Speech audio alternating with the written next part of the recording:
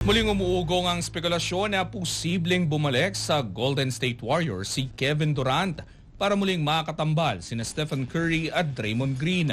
Ang ibang detalye alamin sa pag-abante ni Jonas Lavarias. Tila mainit na naman ang usap-usapan sa NBA matapos lumabas ang mga ulat na target ng Golden State Warriors na ibalik sa kanilang kupunan ang dating Finals MVP na si Kevin Durant. Ito ay matapos kumalat ang balita na handang mag-overall ng kanilang roster ang Houston Rockets kung saan posibleng maging trading chip si KD ngayong off-season.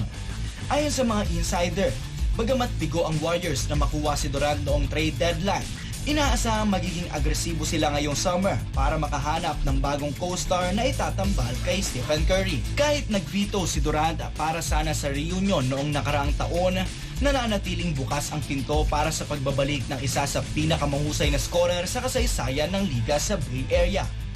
Hindi lamang si Durant ang nasa radar ng Warriors dahil inaasahan ding tatawagan ng management sina Giannis Antetokounmpo, Kawhi Leonard at maging si LeBron James para bumuo ng isang powerhouse lineup. Malaking hamon para sa Golden State kung paano pagkakasyahin ang salary cap, ngunit desidido ang kupunan na bigyan ng matinding tulong si Curry sa huling yugto ng kanyang karera.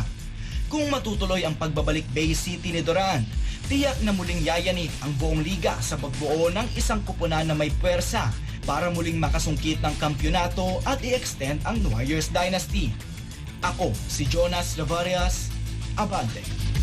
Manatiling nakatutok sa Abante, sundan kami sa aming mga social media accounts at huwag kalimutang mag-subscribe sa aming YouTube channel, DWAR Abante Radio, para sa mga eksklusibong balita.